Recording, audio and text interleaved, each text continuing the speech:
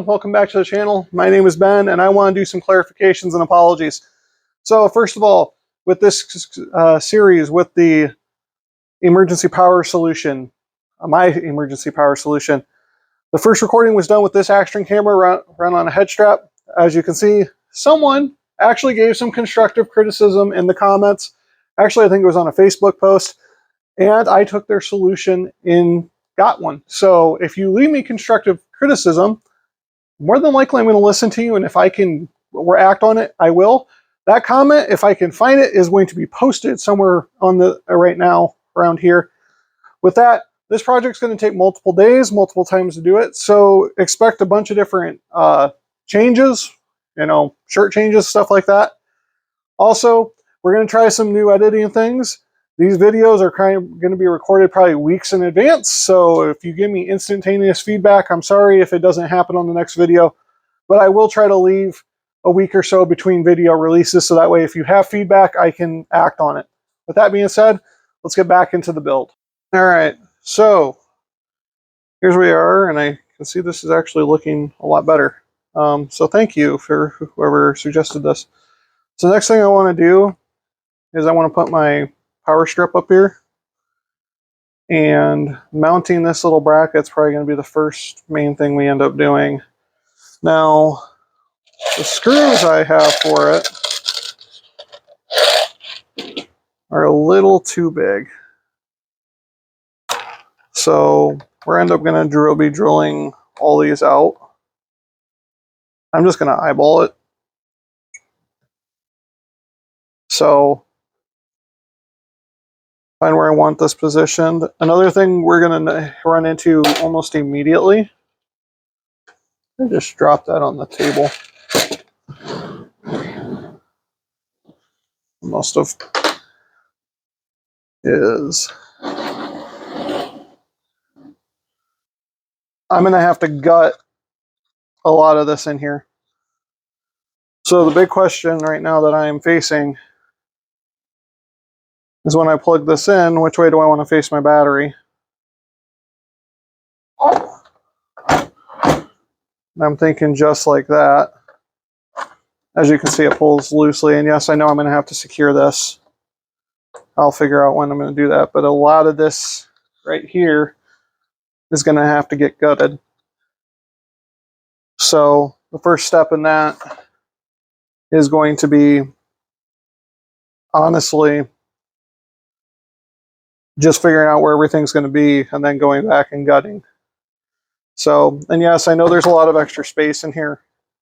This is intentional. Once I get everything wired, I am going to have some storage in here that I'm going to use. Plus, I can always get a bigger lithium iron phosphate battery.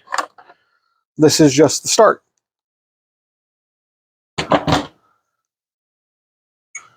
So,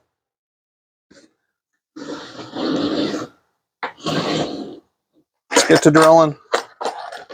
Not the only thing we can do. Like I said, I want this in the middle, roughly right here. I want to have it so that way the flaps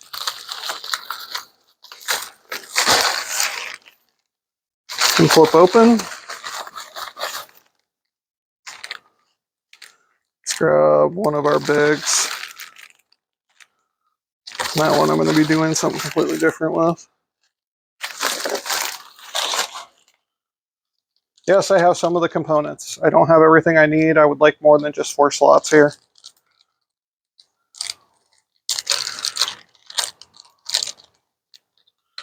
But for gauging things,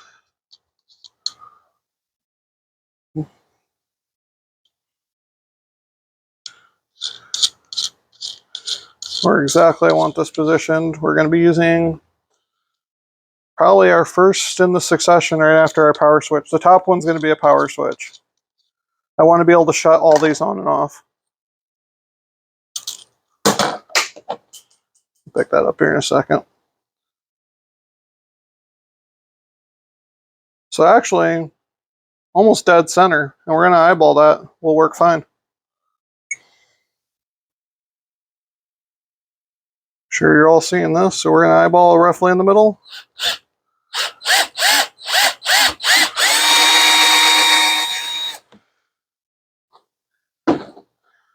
No going back now. First hole's punched.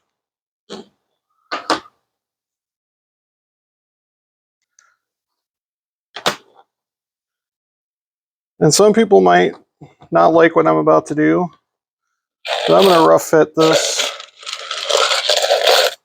just so I can get this placed so I can get the other holes punched.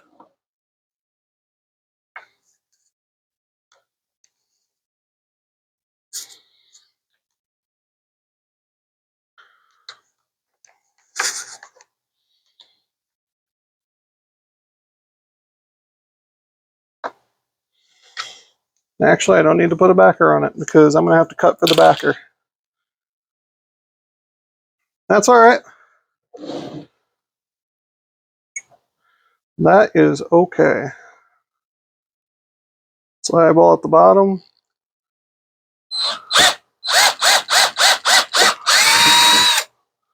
By the way, we got all of our parts from PowerWorks. They seem to have everything. All of our switches and stuff from PowerWorks. They are not sponsored. PowerWorks, if you see this and would like to sponsor this, get a hold of me. Links in this. Just DM me on here. Get on the community page. Other parts of this were put together through the local Tysons. So, hardware train. I'm going to go ahead and say this is right on. Yep. Digging in on one of those beams. We need to cut out.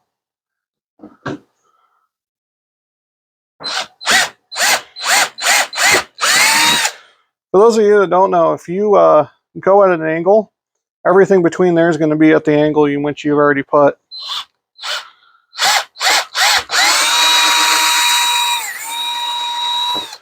So if you punch at an angle, like I did, every hole you punch in there is going to be in that same plane. So if it's not square, it's not going to be square.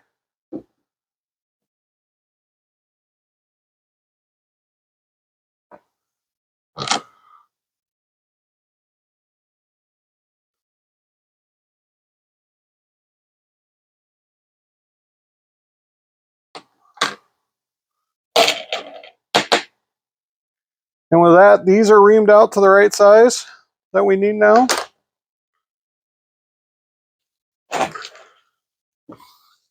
And our holes are punched. Now I'm going to do the next event off camera. And I'm going to go ahead and everything between the holes here. Let me adjust the action camera. Well, maybe not. Let me see if you guys can see it over on this one. Yep. So grab a better pointing utensil. Everything between the holes.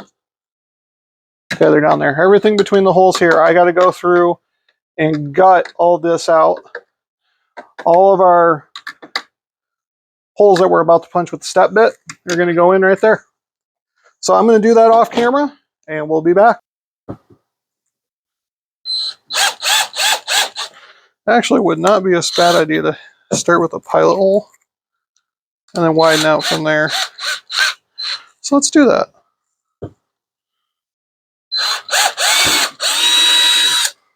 The step bit will get us close.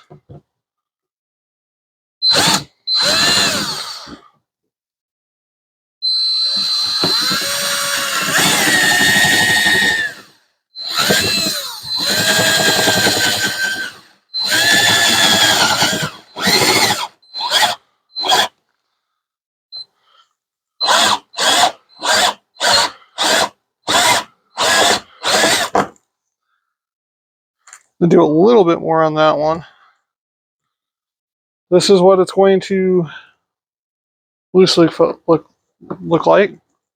Next thing I'm going to be doing is working on wiring, so I'm going to have to get the soldering station out. And we're going to have to work on that. But what we have is a shared ground, and that's the yellow tab on there. So I'm working on wiring up the shared ground right now. I've got a nice little soldering stand there. Bring it in a little closer so you can see it.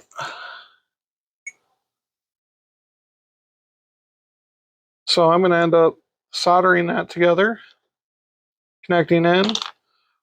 The short pigtail here is going to go to my next switch, and the long one's going to go down to the battery. So that'll be getting a power pole connector on.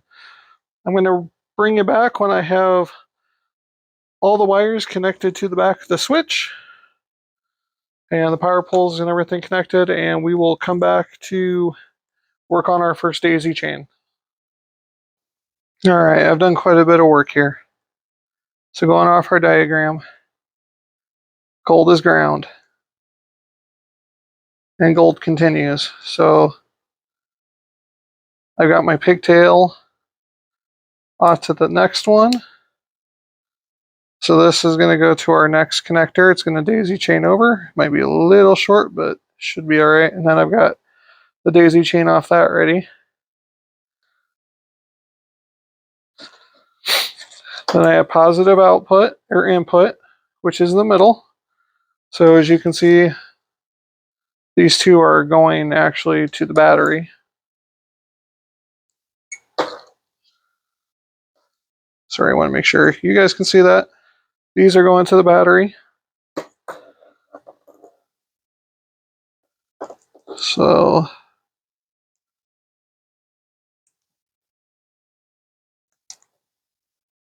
we get these two firmly attached. And then we have out on the bottom is the next one in the daisy chain. So to the battery, to our next connection, which we might be a little tight for, to our next connection, and the pigtail. So I'm going to hook these up in series, get everything hooked up, and I'm going to bring you back for what it looks like at the end. So all you're going to be missing is me soldering tips and plugging stuff in and probably some frustration. So this is only looking to be a part 2 on this. I want to thank everyone for watching right now. I'll bring you back when it's all put together and said and done. I want to take a minute to show you what we have put together here. We've got our USB-C, USB-A, our on-off switch, power pole connections. Need to tighten the backs a little bit. And one of those car charger ports. So I can put in battery eliminator for the Anytone. Let's take a quick test to make sure it all works. So for that, I'm going to plug things in. We're not going to cross our wires. So if it did it all right, this switch, I want to make sure you can see this, should come on. Hey, we have power. So I've got Bluebird's phone. Plug these real quick. I'm going to be able to test these tonight. I don't have anything to plug them in. USB-C.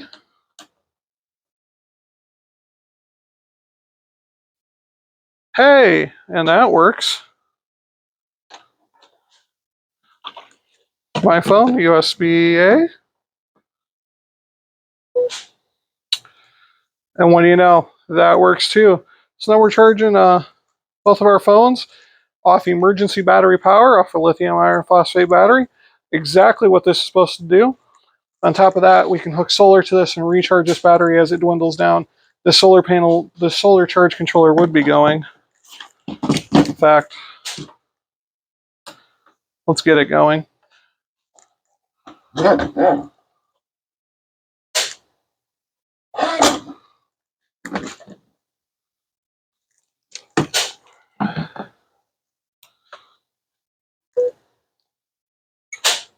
There we go. We have it all running. solar charge controller.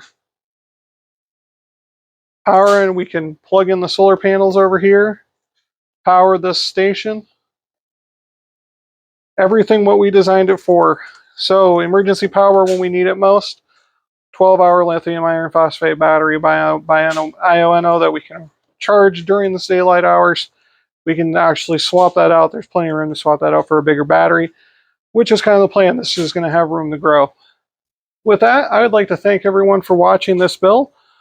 Project S.E.P.S, Spotter's Emergency Power Solution, is a success. I was extremely nervous doing this build, but I would like to say thank you. You probably see on the screen right now some thank yous or supporters scrolling by. Each and every one of those people either donated equipment for this project or they donated monetarily so I could buy stuff for this project. If you would like to join that list, look down in the description below. Buy me a coffee, shoot me a invoice on shoot me a payment on PayPal. I don't care how you want to do it. But the easiest way you can help is by liking this video, subscribing to the channel. When we get to 500 subs, we're giving away a ham radio care package, and I want you to be part of that. So thank you all for watching. 7-3, and we will see you on the next video.